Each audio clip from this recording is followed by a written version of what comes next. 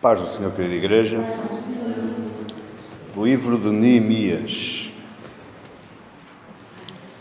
Livro de Neemias. Eu quero ler convosco no capítulo 1, os versos de 2 a 5. Neemias, capítulo 1, dos versos 2 ao 5.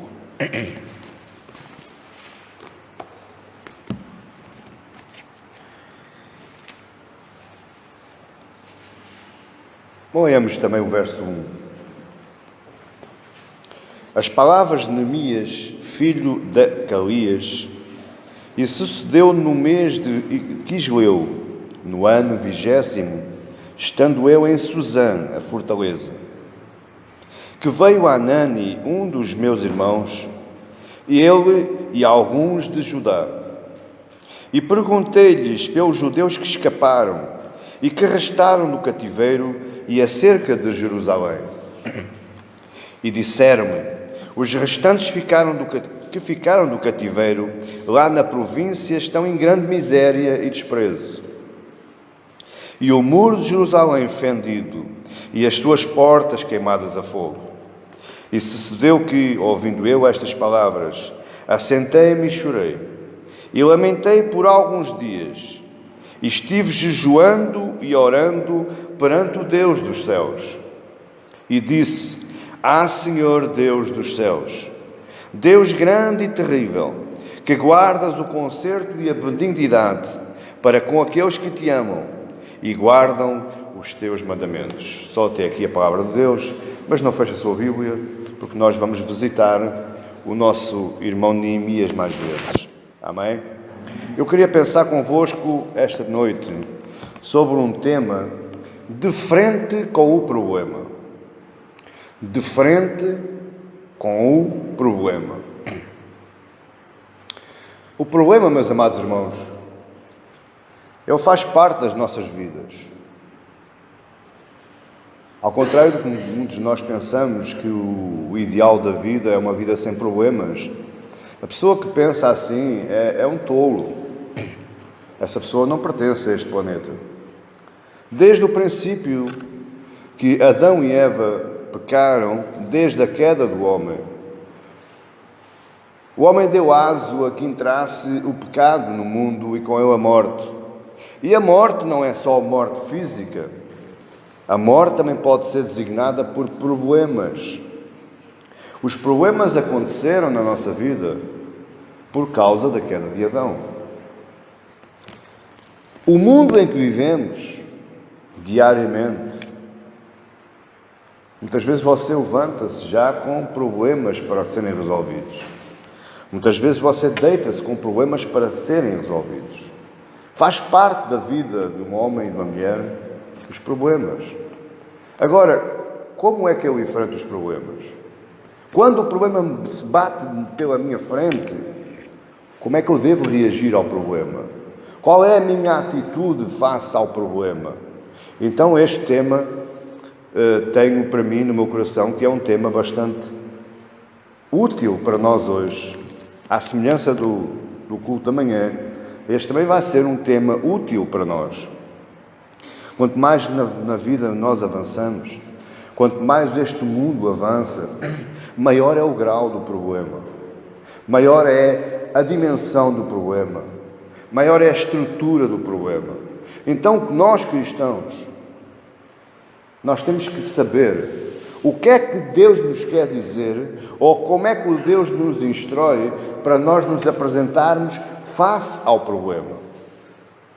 Você pensa que o pastor não tem problemas? Eu não tenho a mínima dúvida que vocês têm problemas. Agora, como é que nós nos apresentamos face ao problema? Eu fui buscar o livro de Neemias, porque Neemias nos dá uma visão real, substancial, de como nós nos devemos comportar face ao problema. E eu vou falar convosco 4 pontos, através da atitude de Neemias. Neemias era um jovem judeu, mas que não nasceu na Judeia. Este jovem nasceu durante o cativeiro da Babilónia. Seus pais foram levados cativos para a Babilónia, através do rei Nabucodonosor. Possivelmente não foram os pais, devem ter sido os avós, porque esta passagem já pertence ao rei Artaxerxes, ou seja, já a Pérsia tinha derrotado a Babilónia. Portanto, isto já devia ser a terceira geração dos cativos da Babilónia. Ciro, o rei, antes de Artaxerxes, ele decretou, através do Espírito Santo de Deus, que toca no coração, ele decreta a saída dos judeus do cativeiro. Houve muitos judeus que ficaram na Babilónia, por várias razões, porque já tinham constituído família, porque tinham constituído negócios, tinham construído casas, e então eles pensaram, vou agora para lá, refazer tudo de novo, recomeçar do zero. Não, já que estou aqui, fico. Neemias era um dos que tinham ficado, mas este já era da segunda ou terceira geração. A história de Neemias passa-se durante o período do rei Artaxerxes I, rei da Pérsia. Este Neemias era um jovem escravo que estava ao serviço do rei. Ele era, como eu posso explicar, era o braço direito, mas não era para resolver coisas, era para servir. Este Neemias, ele provava a bebida, ele provava a comida, ele deitava ao rei, ele levantava ao rei, era o criado mais próximo do rei. Era visto pelo rei com bons olhos, o rei gostava dele. Só que há uma altura em que chega-lhe um irmão vindo de Jerusalém, diz lá no verso 2, Anani, e Neemias nunca conheceu Deus. Olhe para mim, é muito importante que você saiba isto. Neemias não conhecia Deus. A vida de Neemias, a geração de Neemias foi na Pérsia. Não havia templo, não havia culto. Mas o Espírito de Deus residia no coração de Neemias. Veja que, repare que Neemias vai perante Deus e ele não diz o rei de Abraão, de Isaque e de Jacó. Ele diz o Deus dos céus, o Deus acima de todos os outros deuses. Neemias não conhecia Deus como nós o conhecemos hoje. O Deus que libertou o povo do Egito e por aí fora, Ele não conhecia. Mas ele no seu coração tinha Deus. E quando Anani chega ao pé dele, ele pergunta, como é que estão lá em Jerusalém? E recebe uma resposta completamente diferente daquilo que ele estava à espera. Anani diz, olha, o povo está pobre, o povo está passando fome, as portas estão queimadas e os muros quebrados. E foi um choque no coração de Neemias. Aquilo foi um problema grave para a vida dele. Qual foi a razão que o levou a ficar neste estado? Não sei. Porque possivelmente se fosse um de nós, não lhe daria muita importância, porque ele não estava ligado a Jerusalém. Jerusalém não era a terra dele, a terra de nascença, a terra de vivência. Mas Jerusalém estava no coração dele. Ele conseguia sentir aquilo que Jerusalém estava fazendo. A situação era totalmente adversa para o povo de Deus. Mas isto aqui é uma vertente que eu quero que você fixe. Qualquer que seja a dimensão do seu problema, qualquer que seja a origem do seu problema, você pode estar à porta de ser julgado e condenado a uma prisão, mas mesmo assim saiba que Deus está lá. Deus, o dedo de Deus, o toque de Deus estava lá. A situação era adversa, totalmente adversa para o povo de Deus. Mas um homem fez a diferença. Um homem transformou a situação daquele povo. Nós hoje vamos ver 4 atributos, 4 atitudes de Neemias e que tornaram Neemias, para mim, no meu entendimento, um dos maiores líderes da história bíblica. Tirando Moisés, para mim, mas eu ainda penso que Neemias ainda ultrapassou Moisés. Porque Moisés estava dentro do contexto. Não, Moisés sabia quem eram as pessoas, sabiam quem era o povo. Neemias não. E Neemias, com 4 atitudes, ele vai transformar a vida dele e a vida do povo. Você, com as suas atitudes, você pode transformar a sua vida e a vida daqueles que o rodeiam. Porque olhe para mim, muitas vezes o nosso problema não é assim tão grave, mas nós o magnificamos tanto que vai nos afetar mais ainda a nós e principalmente aqueles que nos rodeiam. Nós vamos ficar irritadiços, incontentáveis, não falamos com ninguém, respondemos torto. Portanto, nós afetamos todos os que nos rodeiam. Mas com Neemias, nós vamos aprender 4 passos para enfrentarmos de frente o nosso problema, seja ele qual for.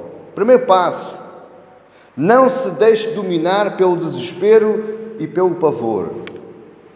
Quando o problema chega à nossa vida, a primeira reação do nosso corpo, uma reação natural que muitas vezes nós não conseguimos controlar, é o desespero e o pavor.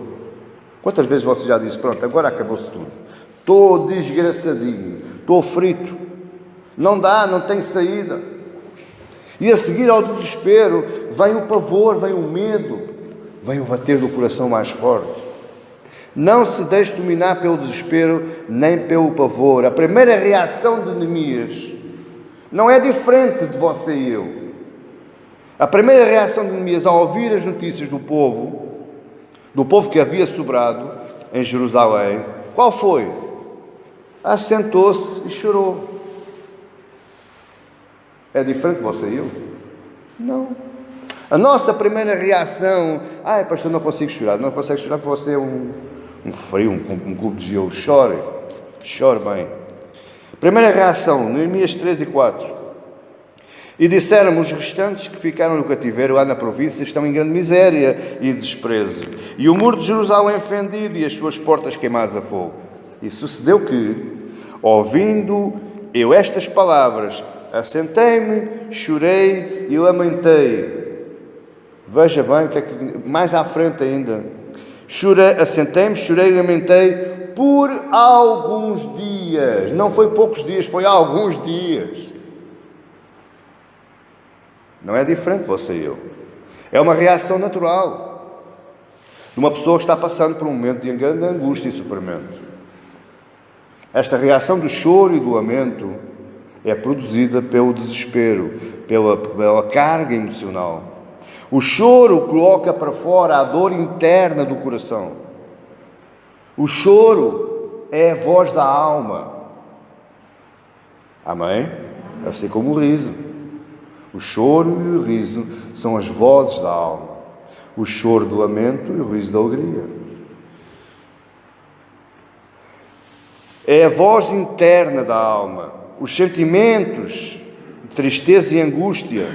E é uma reação natural do corpo. O homem foi feito para chorar, assim como o homem também foi feito para rir.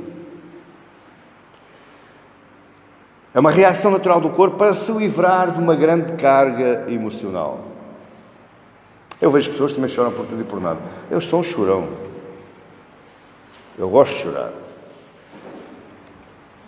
Faz-me bem. Alivia-me. Mas são reações naturais para o corpo se livrar das cargas emocionais. É terapêutico. É, pastor? É. Se você conseguir chorar, chore. Alivia as tensões internas. Serve para acalmar a alma. Contudo, logo após a reação natural, que é o chorar, o que é que Neemias fez? Ele nos mostra uma atitude nova. Neemias não ficou só no lamento. Neemias não ficou só no choro. Ele diz que esteve lá alguns dias, mas houve uma altura que parou. A segunda parte do verso 4. Por alguns dias. E estive jejuando e orando perante o Deus dos céus. Então, o primeiro passo, chorar, aliviar.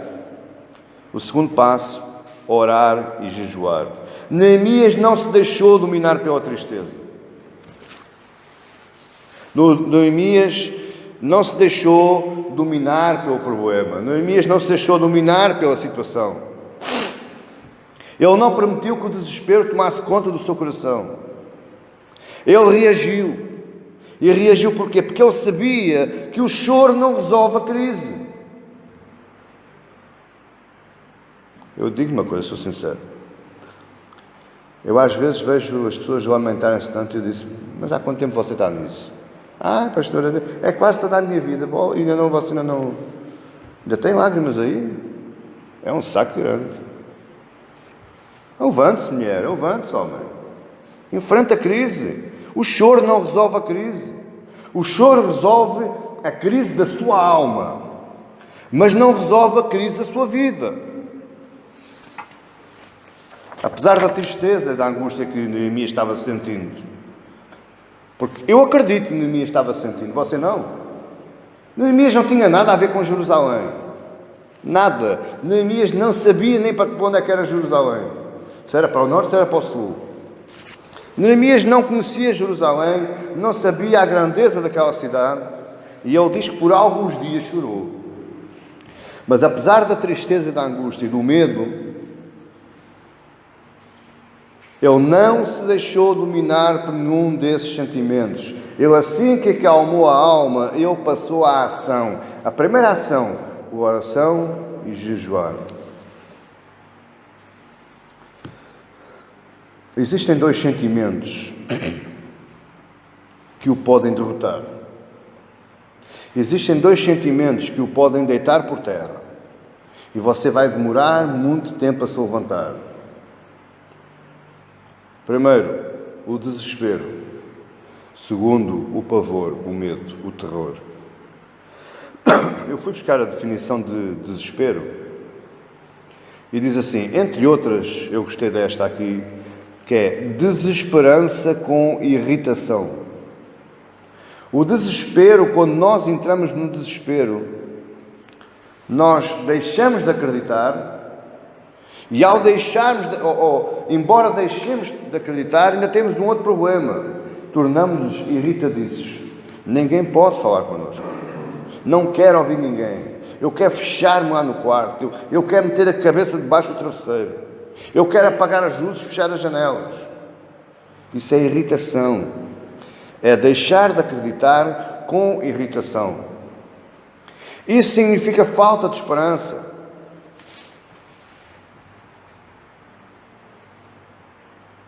Já a palavra pavor, ela é uma sensação provocada por medo violento ou terror. O contrário da fé é o medo. Você não pode dizer que tem fé se você viver no desespero e no medo. Você não pode dizer que tem fé se você vive com medo do problema, com medo da sua vida. Uma pessoa apavorada está com medo descontrolado. E as maiores asneiras que as pessoas fazem é quando são dominadas pelo medo descontrolado.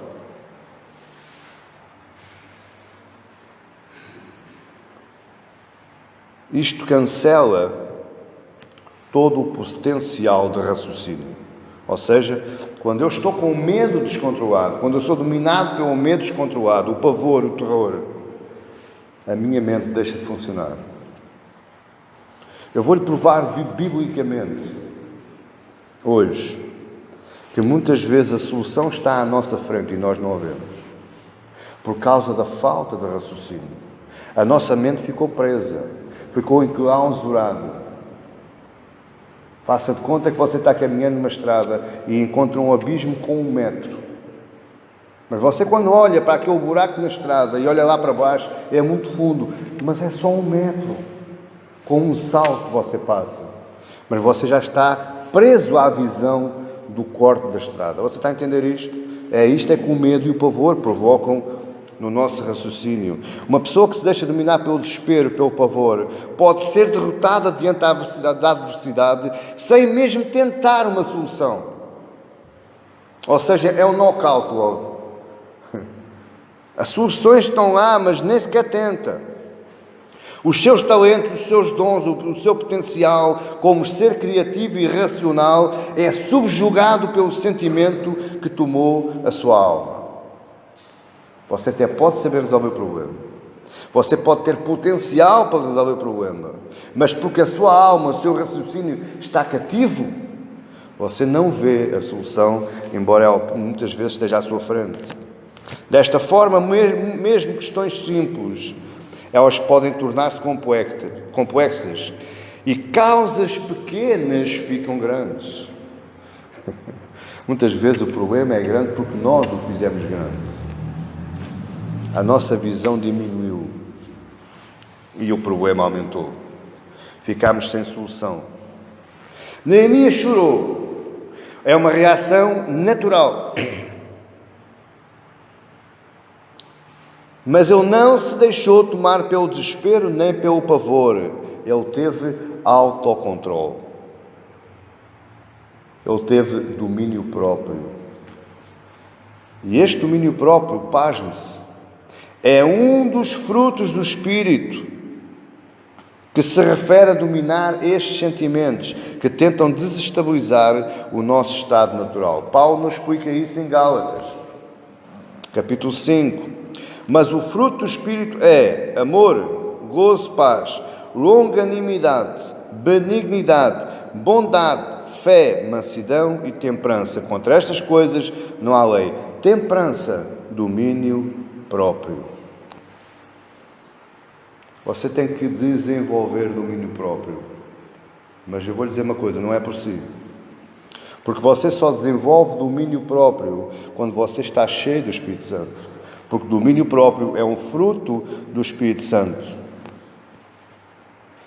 Eu vou lhe dar um exemplo de falta de domínio próprio.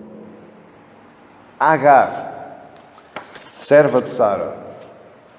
Lá em Gênesis 21, quando Sara começou a ver que não conseguia dar a Abraão um filho, ela pega na sua serva Agar e junta-a com Abraão. E daquela relação, daquela união, daquele momento, nasceu um filho chamado Ismael. E Abraão ficou todo contente e criou o filho. Só que mais tarde, já Ismael estava com 14 anos, Sara dá à luz e concebe um filho chamado Isaac. Quando Isaac nasce, Sara fica invejosa, raivosa, porque Abraão olhava muito para Ismael. Então ela vai pedir a Abraão, e nós podemos lá ver isso, em Gênesis 21, verso 10, diz assim: e disse a Abraão, Sara, ponha fora esta serva e o seu filho, porque o filho desta serva não herdará com Isaque, meu filho. E pareceu esta palavra muito mal aos olhos de Abraão, por causa de seu filho, por causa de Ismael. Porém Deus disse a Abraão: não te pareça mal aos teus olhos acerca do moço e acerca da tua serva?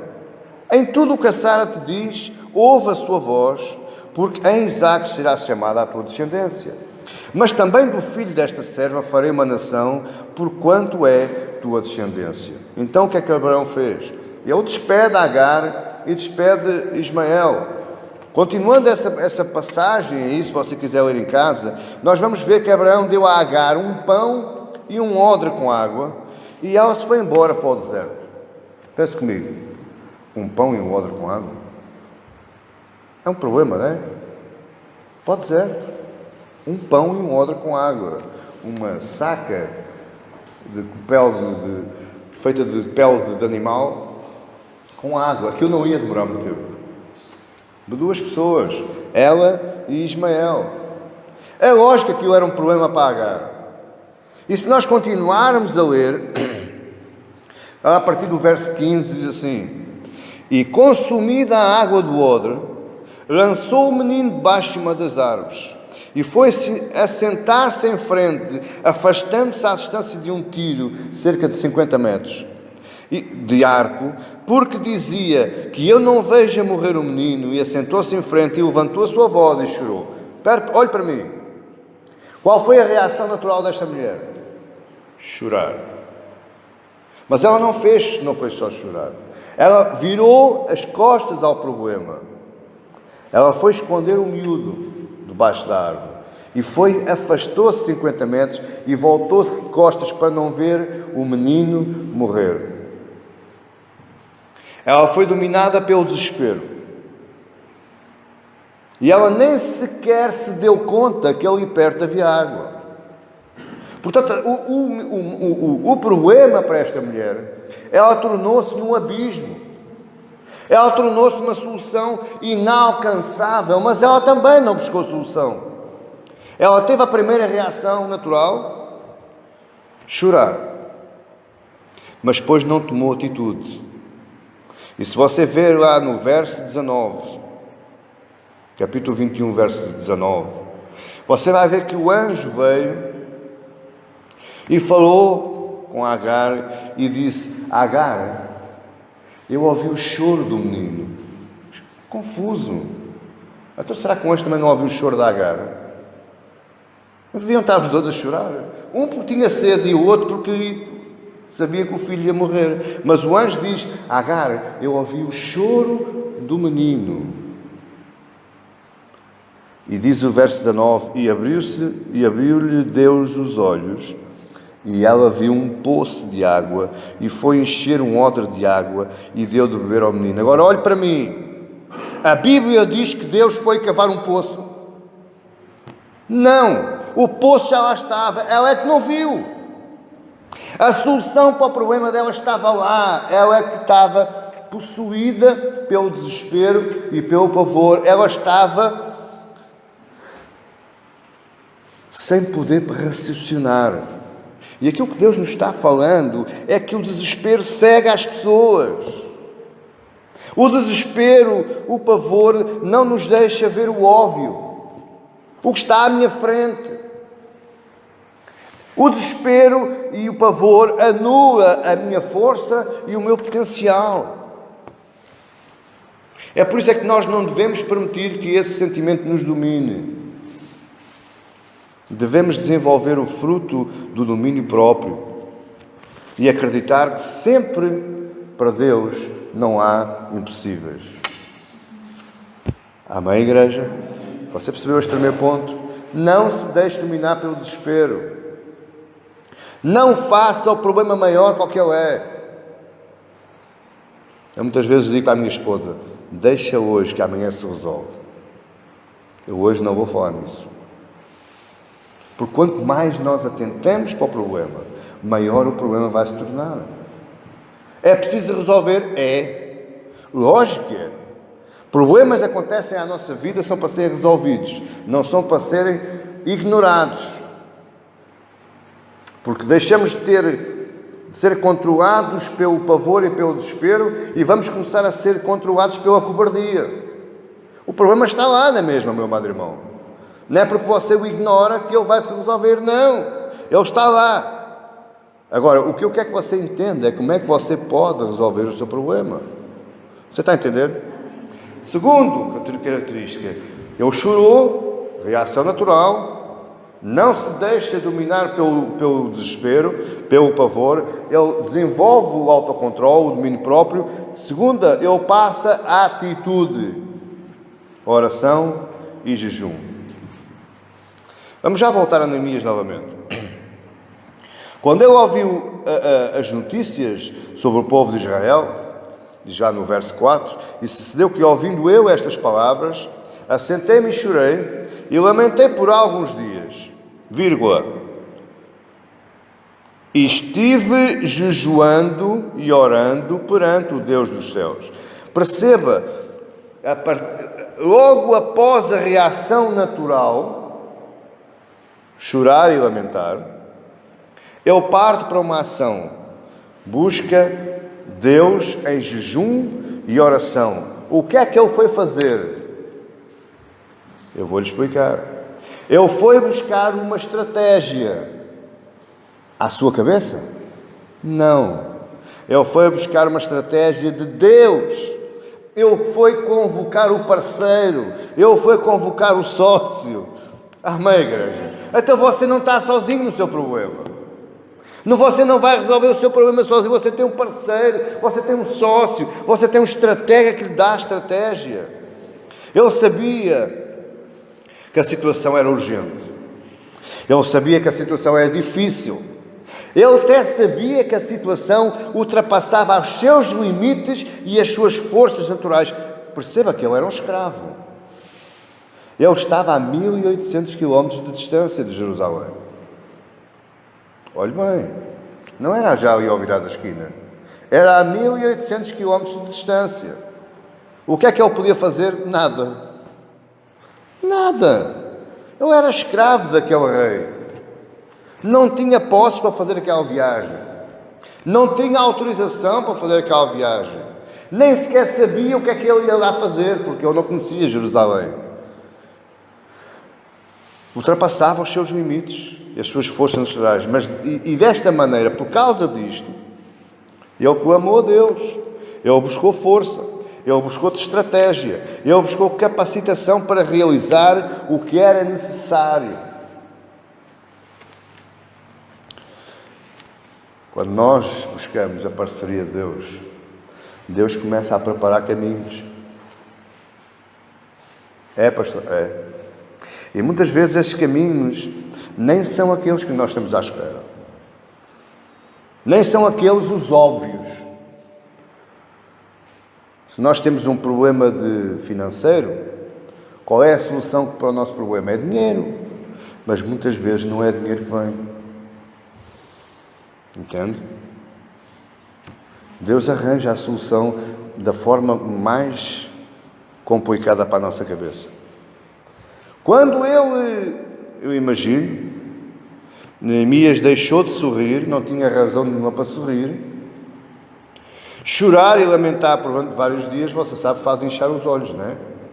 Eu imagino quando ele vai servir o vinho lá ao rei, e o rei olha para a cara dele, o que é que se passa? Andaste na pinga, estás ressacado ou estás doente? E ele não foi capaz de responder ao rei. Se você for aí ver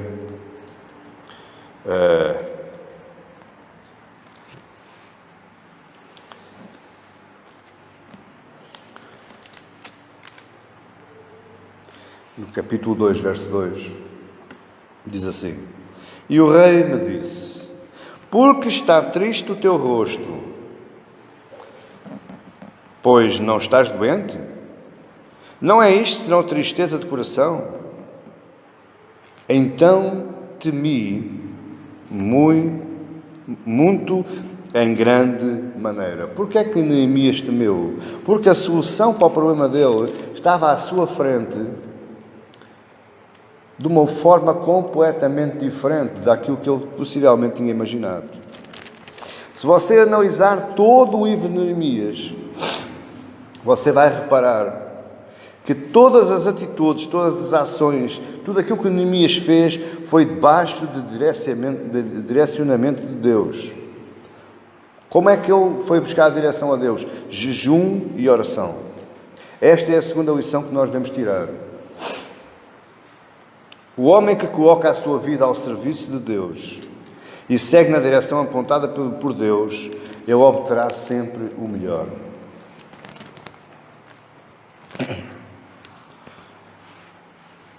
Confiança e obediência.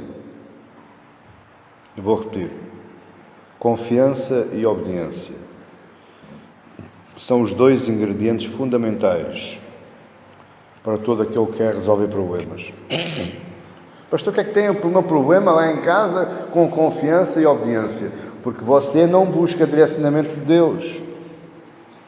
Busque direcionamento de Deus, tenha confiança naquilo que Ele fala e faça aquilo que Ele diz. E você vai ver essa resolução do seu problema.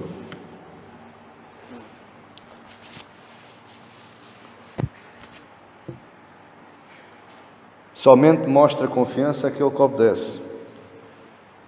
E só obedece quem confia. Você entendeu isto? Só mostra confiança àquele que obedece e só obedece quem confia.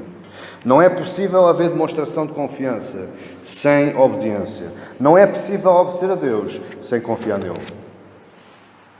Plenamente. E confiar de uma forma de ver e saber que Ele tem sempre o melhor para nós.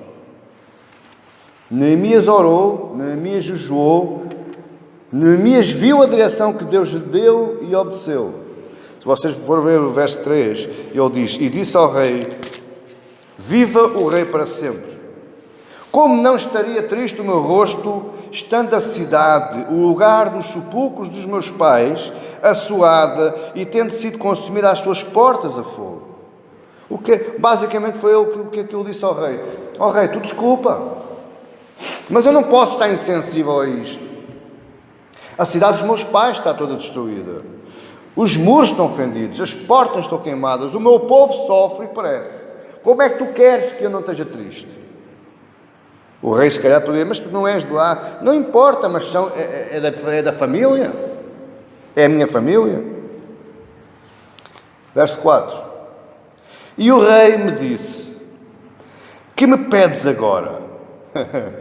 Olha, e cá para mim isto foi a flechada no coração de Neemias, porque ele nunca pensou que Deus começasse a trabalhar tão rápido. Olha para mim uma coisa muito importante que eu lhe vou dizer. Possivelmente alguém que está a ver esta gravação vai dizer: está aquele pastorzinho outra vez. Mas eu vou dizer na mesma. Se você, só nesta história, só nesta introdução de Neemias, você não vê nenhum ato profético. Você não vê nenhum profeta. Você não vê nenhuma oração de correntes, de reunião de correntes de oração, aquelas orações fortes. Você não vê Neemias a subir aos montes de madrugada. Você não vê Neemias a espalhar sal grosso às ombreiras das portas.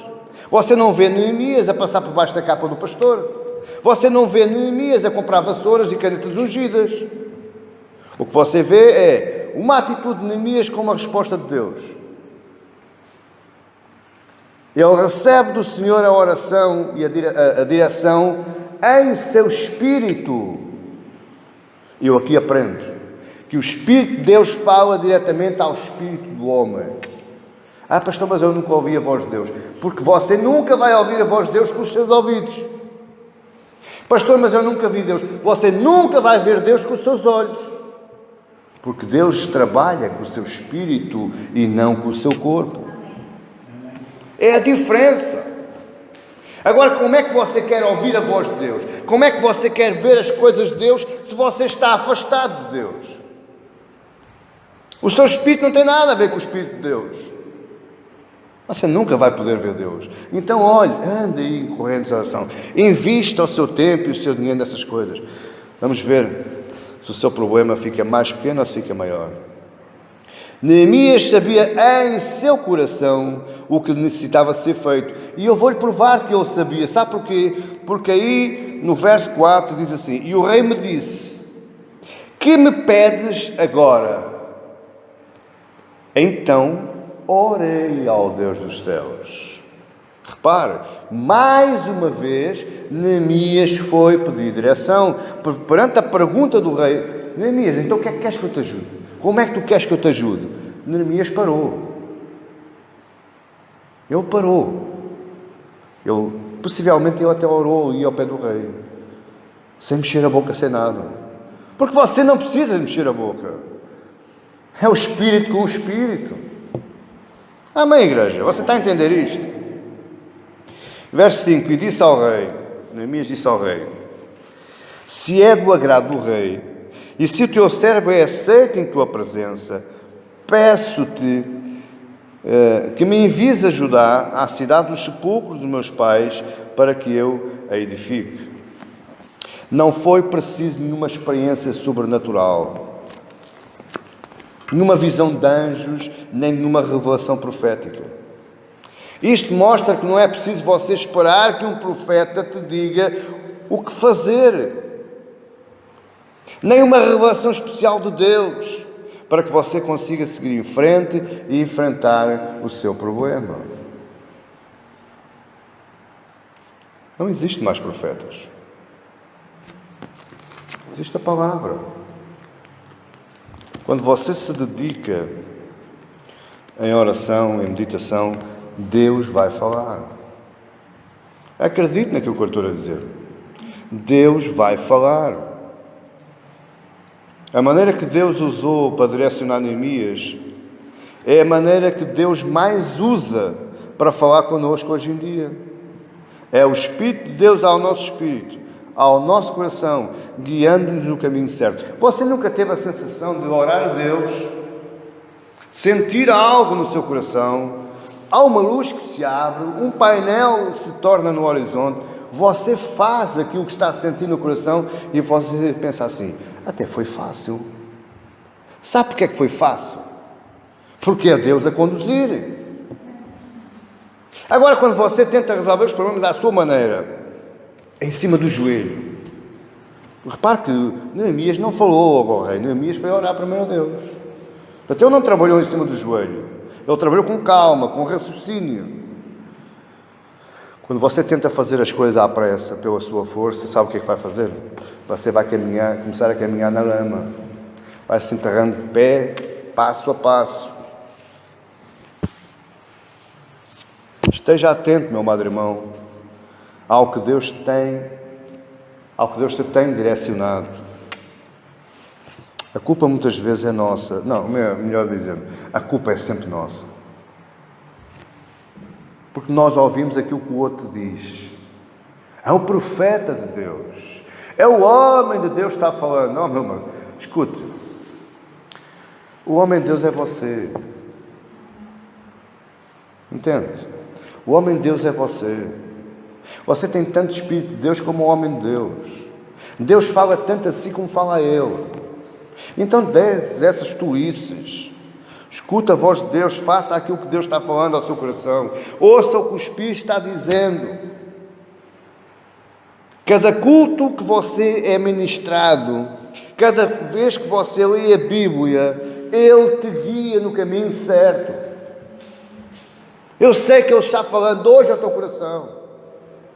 Eu sei que há luz hoje no teu coração. Porque aquilo que eu estou falando aqui não é meu. Isto não é nada, eu não tenho nada a ver com isto. Não tenho responsabilidade nenhuma nisto. Isto é Deus a falar contigo. Amém? Terceiro passo. Já vimos que a reação natural do corpo parou a reação natural, começou a ação. E agora, terceiro passo. Reconheça o seu momento.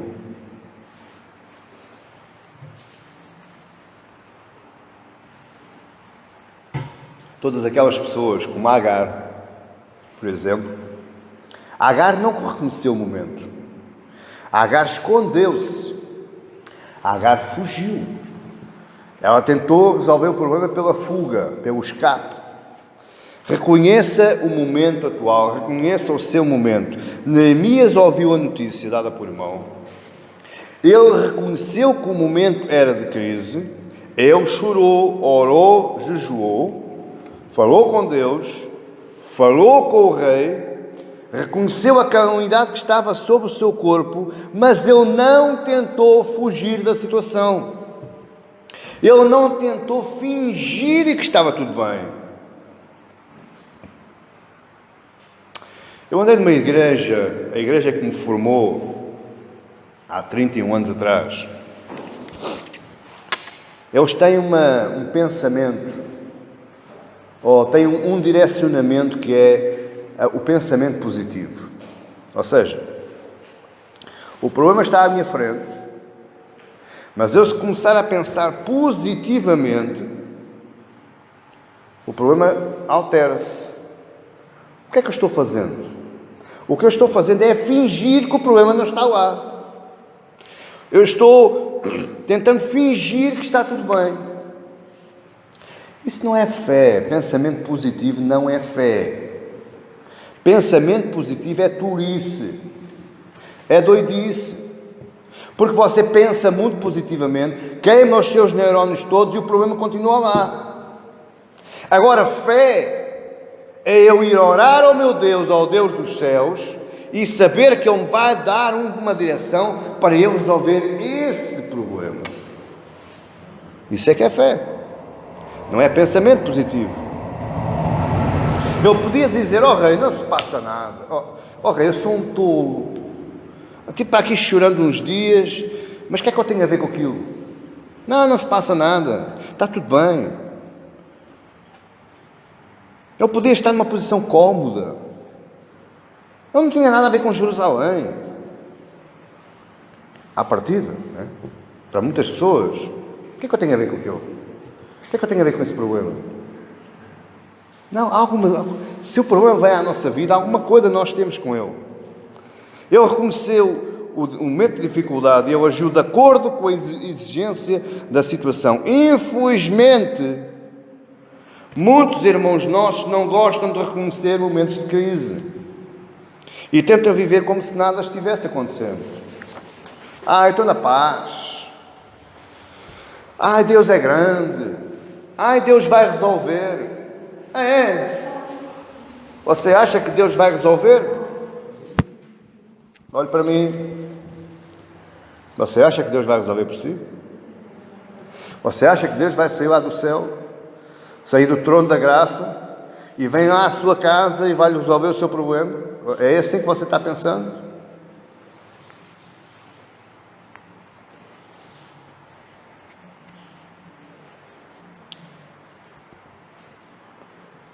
Uma pessoa que recebe um salário de um certo valor,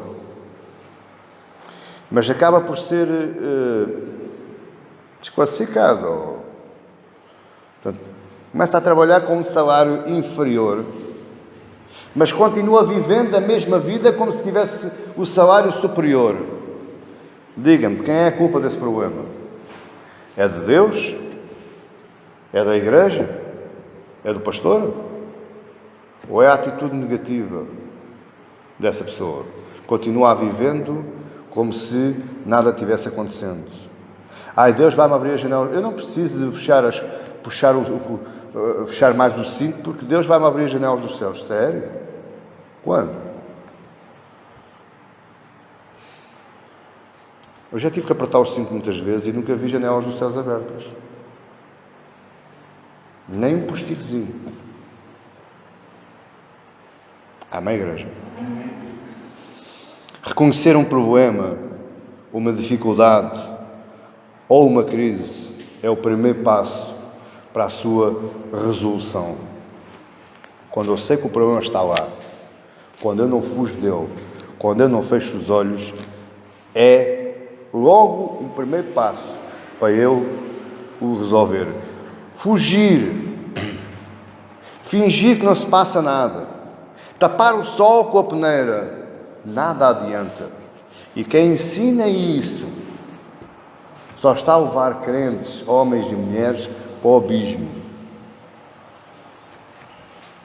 Neemias viu o momento, Neemias reconheceu a crise, orou, jejuou, analisou as opções e falou com o rei.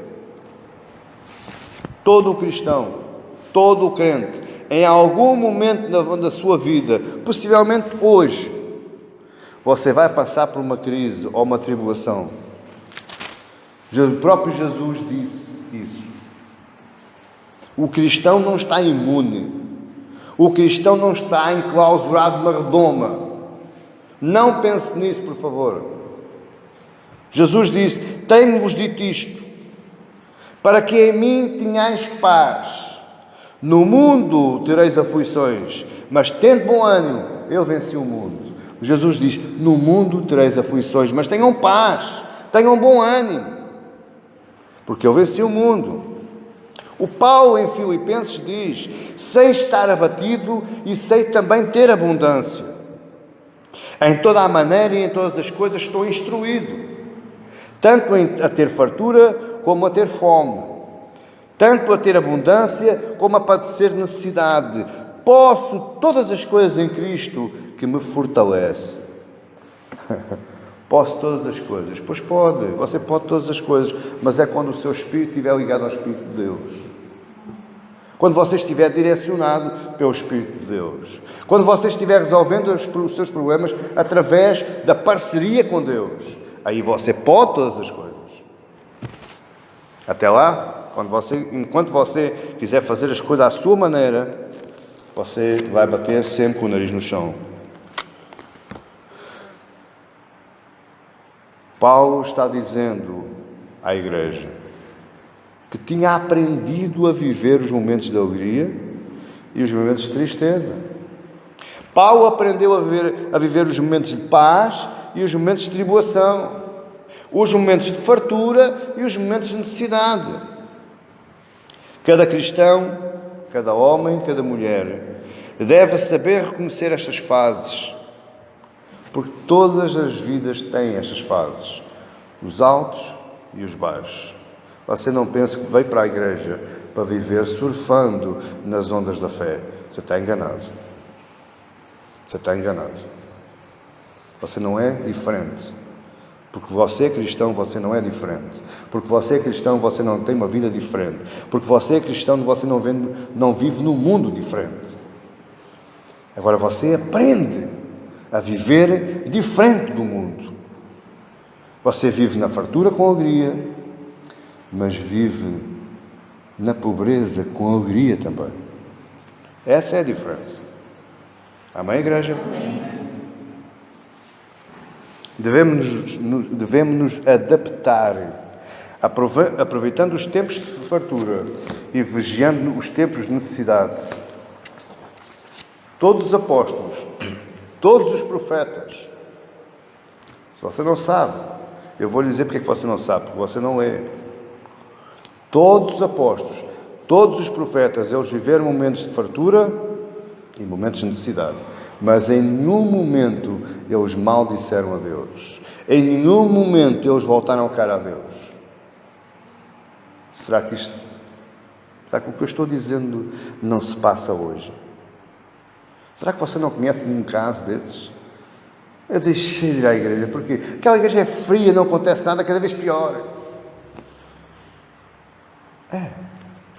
Sério. Quarto lugar, eu estou caminhando para o final. Orar, chorar, orar e jejuar, orientação de Deus. E agora, quarto lugar, agir em conformidade com a orientação de Deus. Há muitos que me dizem assim, não sei se é de Deus, se não. E depois, às vezes é de Deus e eles não fazem. Outras vezes não é de Deus e eles fazem. Quando Deus nos dá a direção, nós temos que agir. Não podemos ficar parados. Após reconhecer o momento atual, após reconhecer o problema, a crise, orar, jejuar, Neemias teve que agir. Ele se apresentou diante do rei e quando o rei o viu com o seu semblante triste, perguntou o que é que estava acontecendo. Então Neemias viu, nessa pergunta do rei, uma oportunidade para ajudar a sua nação. Ele orou novamente a Deus. Deus deve-lhe ter falado, vai filho, vai em frente, porque eu estou aí contigo, esse negócio também é meu. E então ele pede ao rei um pedido arrojado.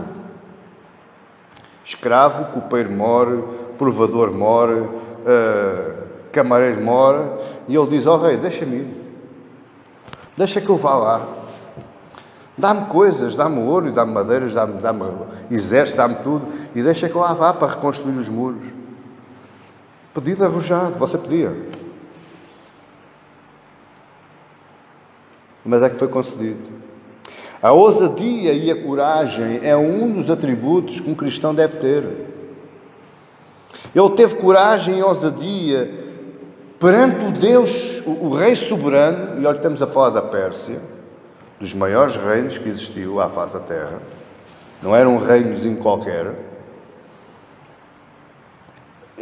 O pedido que ele fez, a coragem que ele teve perante o rei foi algo extraordinário. E olha, deixe que eu lhe diga uma coisa esta noite. Deus quer pessoas corajosas e ousadas. Deus agrada-se. A própria palavra diz, cobardes e corajosos são como os cães. Cobardes e indecisos são como os cães. Deus não se agrada de cobardias. Deus não se agrada de indecisos. Deus agrada-se de quem tem ousadia e de quem tem coragem. Mas essa ousadia, essa coragem não parte de si. Outra vez. Então, pastor, parte de Deus. Para você ser ousado e corajoso, você tem que estar ligado a Deus. O Espírito tem que estar ligado com o seu Espírito. Você está a entender? Faz tudo parte. Você não pode fugir a esse assunto. Há um momento para chorar, há um momento para orar, mas também há um momento para agir. Devemos perceber estas etapas e aproveitá-las, seguindo aquilo que Deus determina que nós façamos. Se Ele disser para esperar, espere. A precipitação pode levar a um abismo pior do que a situação que você está vivendo. Não faça nada em cima do joelho. Deus não fala, pare. Continua orando, continua meditando. Eu já não estou a falar para você jejuar. Se você quiser jejuar, jejue. Mas eu, quando falo em jejum, eu transporto para mim o jejum como a meditação, a leitura, a busca. Isso também é jejum. Está a entender? Mas a oração e a meditação, se Deus não está falando, não faça. Deus não me falou, eu tenho que aproveitar o momento, eu tenho que resolver. Não, meu amado irmão, não. Fique quieto. Deixe Deus ser Deus. Mas se Ele disser para agir, então faça. Deus disse-me agora para agir, mas eu não tenho tempo ainda. Não. Você está a perder oportunidades.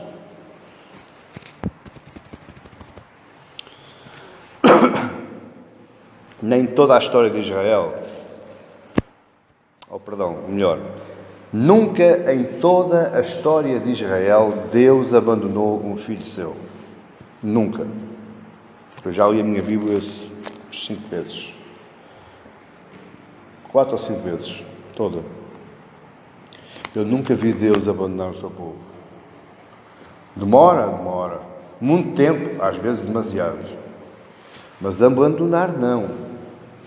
O abandono é diferente do silêncio. No caso de Davi, Davi diz assim no verso 37, no capítulo 30, no Salmo 37, verso 25: fui moço e agora sou velho, mas nunca vi desamparado o justo, nem a sua semente mendigar o pão.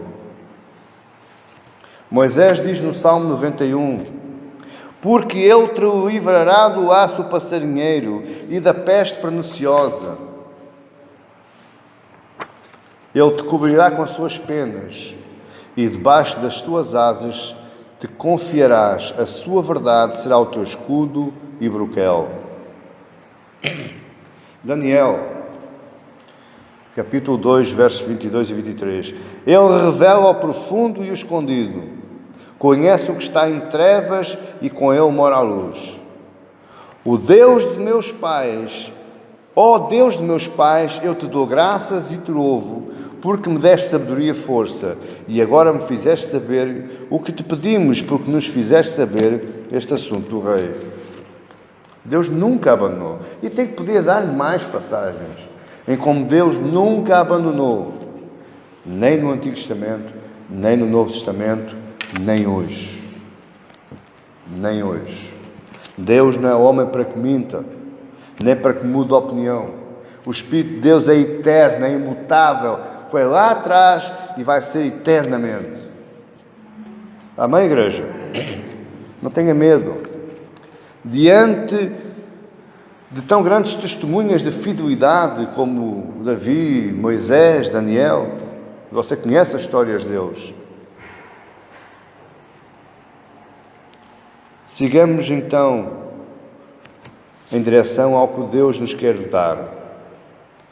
Sigamos em obediência.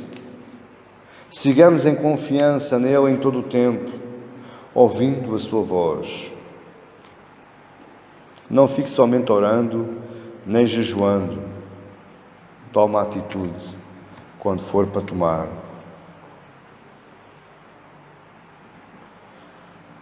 Se você quer um emprego, se você quer uma resolução do seu problema, no caso do emprego, eu me digo do emprego, que é o mais óbvio. Eu já tive muita gente, exagerada, gente demais. Pastor, ore por mim, vamos orar. O que é que se passa? Quer um emprego? Eu vou orar. Pai, dá um emprego a este homem. Dá um emprego a esta mulher. Pai, dá condições para que ele se subsista a si próprio, tenha as suas necessidades supridas, seja um homem e uma mulher honrada, que honra os seus compromissos. Sabe o que essa mulher e o que esse homem fizeram? Foram para casa dormir. Acha que o emprego vai apanhar o autocarro e vai ter a sua casa? Não, você tem que ir à busca. Você tem que... Já orou, já jejuou, agora tem que passar a ação, tem que entregar currículos, tem que ir falar com as pessoas. Não ore, jejue e depois acorda ao meio-dia. Desta forma a bênção é entregue. Ou então irá demorar mais do que o que é necessário. Deus não envia bênçãos e dá vitórias de graça para ninguém. Deus dá graça, mas não lhe dá de graça. Deus é parceiro, não é escravo. Deus é parceiro, não é uma prateleira do supermercado. Ele dá quando você busca. Batei e abrir-se-vos-á. Buscai e encontrareis. Pedi e dar-se-vos-á. Veja lá. Será que a sua Bíblia é igual à minha? Então, para Deus dar, você tem que fazer algo. Você tem que fazer a sua parte.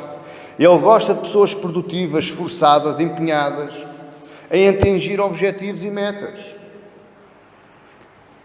É por isso é que ele disse a Josué: esforça-te e tem bom ânimo, porque tu farás. Você já percebeu o que é que Deus disse a Josué? Esforça-te. Então Josué tinha que fazer alguma coisa, sim ou não? Tem bom ânimo, não te atemorizes, tem coragem, porque tu farás a este povo herdar a terra que jurei a seus pais lhes daria. Deus não disse: deixa estar que eu vou conduzir o povo. Não, tu farás. Ele quer que se esforce, Ele quer que você tenha bom ânimo. Eu vou terminar com conclusão para as nossas vidas. Eu sei que já me estendi muito, mas há assuntos que nós devemos falar e não devemos estar reduzidos a tempo. Eu, se tivesse necessidade de falar aqui 3 horas sobre este assunto, eu falaria. Você não quer ouvir? Mas há assuntos que é necessário, até para combater esses falsos profetas, esses falsos pregadores, esses falsos apóstolos, esses falsos pastores, essas igrejas enganosas que só andam a enganar o povo, extorquindo-lhe todo o seu dinheiro, a vender bênçãos que não está ao alcance de Deus. Porque a bênção é Deus que lhe dá a si diretamente, não passa pelo pastor, não passa pelo pregador. É Deus que lhe dá a si diretamente. Então eu preciso falar isto. Eu preciso lhe ensinar isto. É natural. É natural nós chorarmos. É muito natural. É natural nós ficarmos atrapalhados, é muito natural. É natural nós ficarmos, queremos nos isolar durante um tempo, é muito natural. Mas há um dia que você tem que parar com essa naturaleza. Há um dia que você vai ter que passar a ação. Há um dia que você vai ter que orar, meditar. Deus, fala comigo.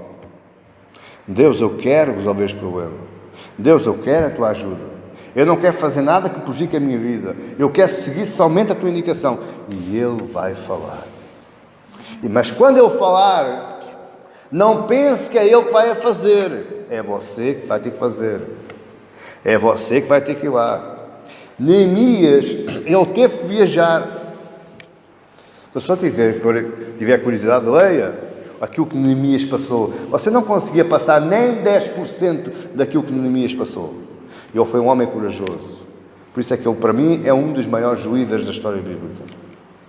Porque ele ultrapassou tudo e todos, até a própria morte, porque quiseram matá-lo. Mas ele foi corajoso e ele prosseguiu sempre, porque ele sabia que Deus era com ele. Ele convocou o povo, Ele dirigiu-os na reconstrução dos muros. Percebam uma coisa. Aquilo que é natural fazer, você tem que fazer. Aquilo que é sobrenatural fazer, deixe para Deus. Amém? Campanhas e essas coisas que não têm base bíblica, não estão na Bíblia, isso é o homem a querer produzir o sobrenatural. Deixe o sobrenatural para Deus e faça aquilo que é natural. Aquilo que é a sua parte, faça. Deixe a parte de Deus. Quero acabar com Josué 1,7, que diz: tão somente esforça-te e tem muito bom ânimo, para teres cuidado de fazer conforme a lei, toda a lei do meu servo Moisés te ordenou. Dela não te desvies nem para a direita nem para a esquerda, para que prudentemente te conduzas por onde quer que andares. Como é que você vai conduzir a sua vida? Pela palavra, pela Bíblia, pela orientação de Deus. E deixe que o resto Ele faz. Amém, igreja? Minha oração é que esta palavra o tenha inspirado, o tenha cheio. Possivelmente você entrou aqui hoje, você que está lá em casa olhando para este vídeo, possivelmente você está carregado de problemas, não sabe para onde é que se há de virar. Então o meu conselho é: comece já, chore, alivie a sua alma, desabafe, limpe a pressão do seu coração e depois parta para a oração.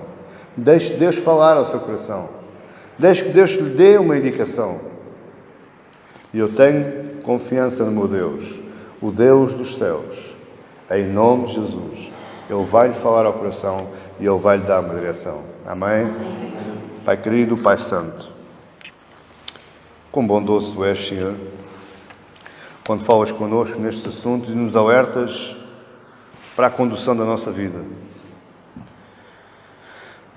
Tantos erros, Senhor, nós já produzimos em nós mesmos, quantos erros nós nos conduzimos, quantos erros, Senhor, nós conduzimos o povo, porque trabalhamos somente em prol das nossas capacidades. Ó Deus, olha para o coração deste povo, Senhor. Eles estão-te clamando e muitas vezes não sabem nem te clamar, Senhor. Não sabem nem como chegar-te a Ti. Tão grande é a carga que eles estão passando. Muitos deles, Senhor, os problemas já tomaram conta das suas mentes, do seu racional. Então, Pai querido, eu te clamo e eu te peço, pela Tua graça e pela Tua misericórdia, que lhes abras os olhos, exatamente como me abriste a Agar, para que eles vejam a solução mesmo ao lado deles. Não os deixes sofrer mais daquilo que eles podem, Senhor. Não os deixes passar mais daquilo que eles podem aguentar, Senhor. Pois eu sei que muitos deles já estão no limite. Muitos deles já estão a trabalhar no redline, Senhor. Por isso eu te peço, Senhor, eu te clamo para a Tua graça. Eu te clamo para a Tua misericórdia. Para a Tua honra, Senhor, e para a Tua glória. Amém. Glória a Deus.